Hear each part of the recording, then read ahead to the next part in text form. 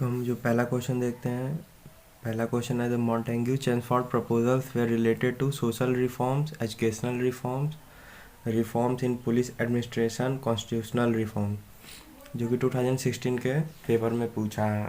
तो हम जानते हैं कि जो मॉन्टेग्यू चेम्सफोर्ड प्रपोजल था वो गवर्नमेंट ऑफ इंडिया एक्ट 1919 से रिलेटेड था, जो कि एक कॉन्स्टिट्यूशनल रिफॉर्म्स था। हम नेक्स्ट क्वेश्चन की तरफ बढ़ते हैं। नेक्स्ट क्वेश्चन है the consider the following Calcutta unitarian committee, tabernacle of new dispensation, Indian reform association. Question है कि Keshav Chandra Sen is associated with the establishment of which of the above. Option A, B, C, D. तो हम देखेंगे कि ये तीनों जो एसोसिएशन थे इससे कौन कौन लोग रिलेटेड थे, तब इस क्वेश्चन को हम सॉल्व कर पाएंगे। तो जो कलकत्ता यूनिटेरियन कमेटी थी, इससे रिलेटेड जो लोग थे वो थे राजा राम मोहन रॉय और द्वारकानाथ टैगोर और विलियम एडम थे। टैबरनेकल ऑफ न्यू डिस्पेंसन, जिसका हिंदी में मतलब होता है नव विधान, जिसका फाउंडेशन खुद केसी सेन ने किया था 1881 में। और जो केसी सेन थे वो पहले ब्रह्मो समाज के मेंबर थे, बट जब उनकी आइडियोलॉजी और ब्रह्मो समाज की आइडियोलॉजी से उनका थोड़ा डिफरेंस हुआ, तब उन्होंने नौ विधान बनाए जो 1881 में इसका फाउंडेशन किया। और इंडियन रिफॉर्म एसोसिएशन इन्होंने 1870 में बनाया था, जिसके ये प्रेसिडेंट भी थे। तो आइए हम अपने ऑप्शन की तरफ बढ़ते हैं। तो जो हमारा ऑप्शन है तो ये वाला सही हो जाएगा और ये भी सही हो जाएगा। तो 2 और 3 किस में है? बी वाले ऑप्शन में। तो क्योंकि ये तो नहीं है तो इसका आंसर बी हो जाएगा।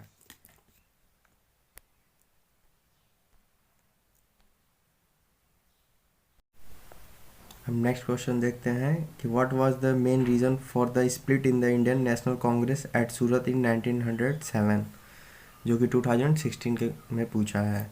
तो पहला ऑप्शन है introduction of communalism in Indian politics by Lord Minto, extremist lack of faith in the capacity of the moderate to negotiate with the British government, foundation of Muslim League, Aurobindo Ghosh inability to be elected as the president of Indian National Congress। तो हम सूरत split के बारे में कुछ। सूरत split 1907 में हुआ था, जो कि काफ़ी पॉपुलर था, जिसने इंडियन नेशनल कांग्रेस को 2 पार्ट में डिवाइड कर दिया था। एक पार्ट था एक्सट्रीमिस्ट ग्रुप, एक पार्ट था मॉडरेट ग्रुप। तो जो मॉडरेट ग्रुप था वो डिमांड कर रहा था कि जो सूरत सेशन है उसमें रेजोल्यूशन ऑफ स्वराज पास हो जाए, फुल इंडिपेंडेंस। और एक्सट्रीमिस्ट ग्रुप की एक और डिमांड थी कि जो एक्सट्रीमिस्ट ग्रुप के लीडर थे लाला लाजपत राय, इनको लीडर बना दिया जाए, प्रेसिडेंट बना दिया जाए इंडियन नेशनल कांग्रेस का। बट इस बात से मॉडरेट सहमत नहीं थे। तो आइए अब हम अपने ऑप्शन की तरफ बढ़ते हैं। तो ये वाला तो ऑप्शन होगा नहीं। और फाउंडेशन ऑफ मुस्लिम लीग 1906 में हुआ था, बट उसका इससे कुछ लेना देना नहीं है। 1906 में मुस्लिम लीग की स्थापना हुई थी, ये भी नहीं होगा। Aurobindo Ghosh inability to be elected as the president of INC, Aurobindo Ghosh तो खुद एक्सट्रीमिस्ट ग्रुप के लीडर थे, ये भी नहीं होगा। Extremist lack of faith in the capacity, ये हाँ यही ऑप्शन सही है। जो एक्सट्रीमिस्ट ग्रुप था उनको मॉडरेट की अब कैपेसिटी भरोसा नहीं था, उन्हें लगता था कि अब हम लड़के आज़ादी ले सकते हैं, बट मॉडरेट को लगता था कि अभी टाइम है, हमें थोड़ा और टाइम चाहिए। आइए अब अपने नेक्स्ट क्वेश्चन की तरफ बढ़ते हैं। The plan of sir Cripps investigated after the Second World War, इसका जो पहला ऑप्शन है India should be granted complete independence, India should be partitioned into 2 before granting independence, India should be made a republic with the condition that she will join the Commonwealth, या option D India should be give dominion status, जिसको हम popularly known as Cripps mission. तो Cripps mission के जो feature थे हम उसे देख लेते हैं। क्रिप्स मिशन आया था 1942 में, क्रिप्स मिशन आया था हमारा 1942 में, और ये इसलिए आया था क्योंकि वर्ल्ड वॉर 2 चल रहा था और जो ब्रिटिश के साथ एलाइज पावर थी वो इंडियन सपोर्ट के लिए ब्रिटिशरों पे प्रेशर डाल रही थी, इसीलिए क्रिप्स मिशन भेजा गया ताकि वहाँ के लोगों को कन्विंस किया जा सके और उनकी हेल्प ली जा सके। तो क्रिप्स मिशन के जो मेन प्रपोजल थे वो थे कि इंडिया यूनियन बना दिया जाएगा डोमिनियन स्टेटस से। डोमिनियन स्टेटस की यहाँ बात उन्होंने की क्रिप्स मिशन में, ना कि कंप्लीट इंडिपेंडेंस की। और after the end of war constitute assembly would be convened, constituent assembly बना दी जाएगी जिससे कॉन्स्टिट्यूएंट असेंबली में लोग चुने जाएंगे, फिर वो कॉन्स्टिट्यूशन तैयार करेंगे और उसी से इंडिया को चलाया जाएगा।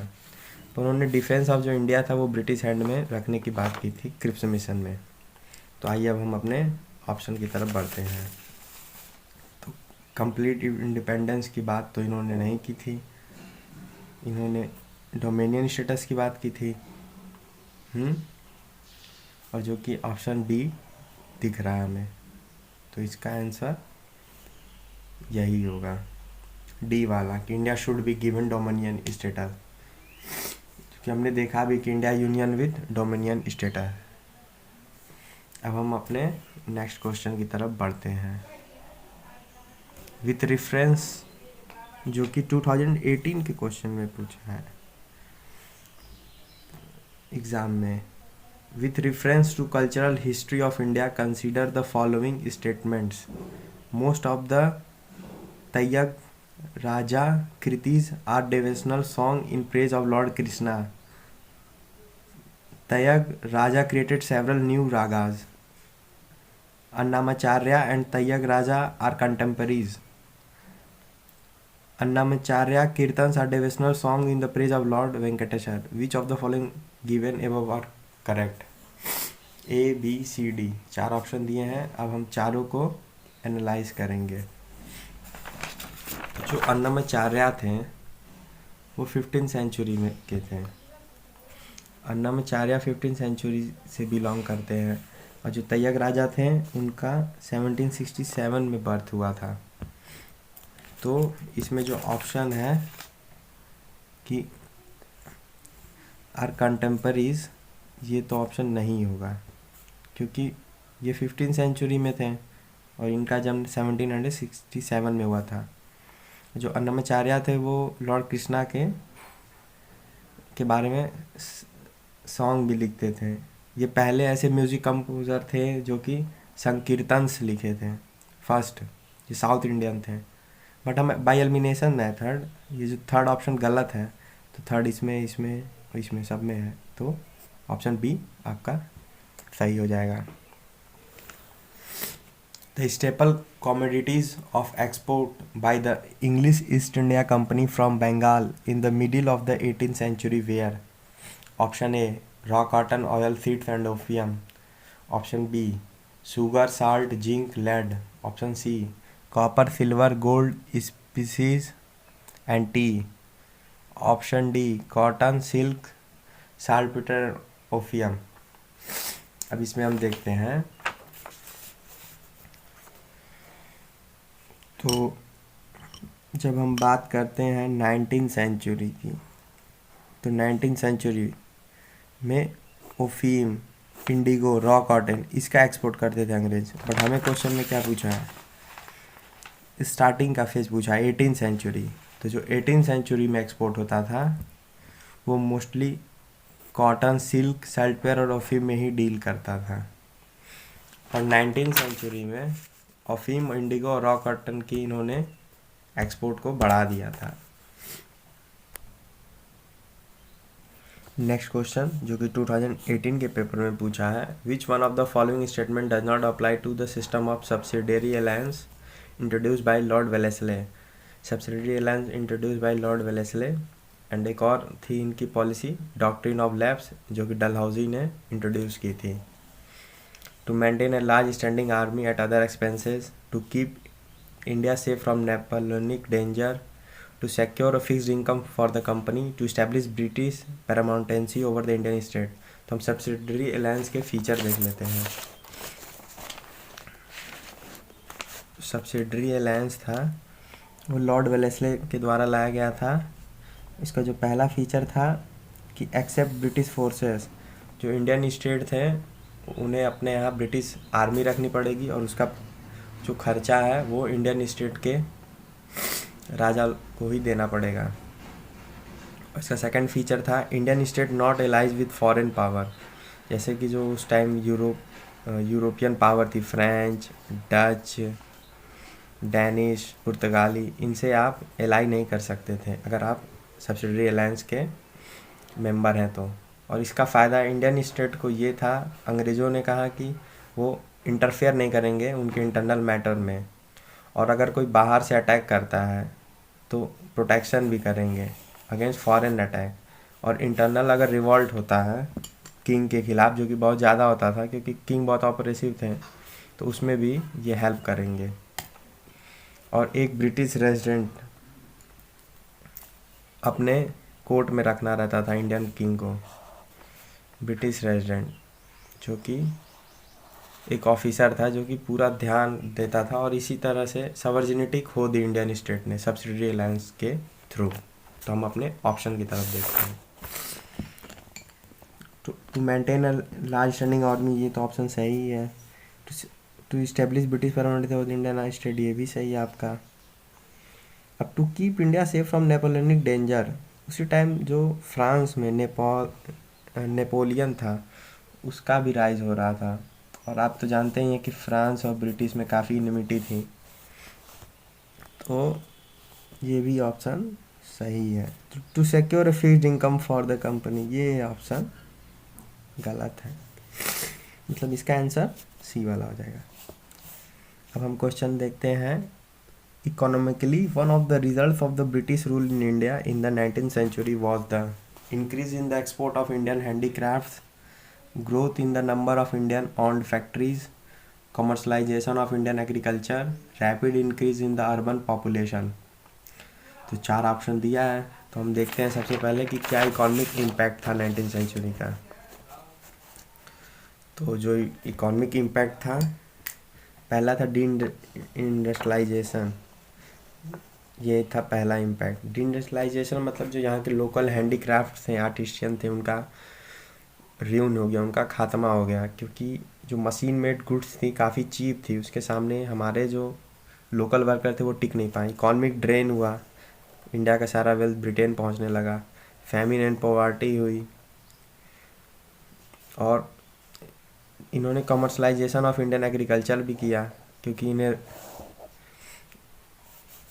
इनको इंडिगो चाहिए था, रॉ कॉटन चाहिए था अपनी इंडस्ट्री के रॉ मटेरियल के लिए, इसीलिए इन्होंने धान गेहूँ से ज़्यादा जो कैश क्रॉप कहते हैं उस पर ज़्यादा जोर दिया, इंडिगो, रॉ कॉटन, इसलिए कमर्शलाइजेशन ऑफ इंडियन एग्रीकल्चर भी हो गया। Development of modern industries, economic impact ये भी पड़ा कि कई सारी मॉडर्न इंडस्ट्रीज़ लग गई, क्योंकि ब्रिटेन में इंडस्ट्रियल रेवोल्यूशन हो चुका था। और डेटरेशन ऑफ एग्रीकल्चर की हालत बहुत ख़राब हो गई थी। तो जो इसका ऑप्शन होगा वो होगा कमर्शलाइजेशन ऑफ इंडियन एग्रीकल्चर, इसका ऑप्शन सी सही हो जाएगा, जो कि 2018 के क्वेश्चन में पूछा है। अब हम देखते हैं नेक्स्ट क्वेश्चन, जो कि 2018 में ही पूछा है। Which among the following events happened earliest? Swami Dayanand establish Arya Samaj, Dinabandhu Mitra wrote Neel Darpan, Bankim Chandra Chattopadhyay wrote Anand Math, Satyendranath Tagore become the first Indian to succeed in the Indian civil service examination. तो इस क्वेश्चन को सॉल्व करने के लिए ये, अगर आपको ईयर याद है तभी आप इस क्वेश्चन को कर पाएंगे, वरना आप इस क्वेश्चन को नहीं सॉल्व कर पाएंगे।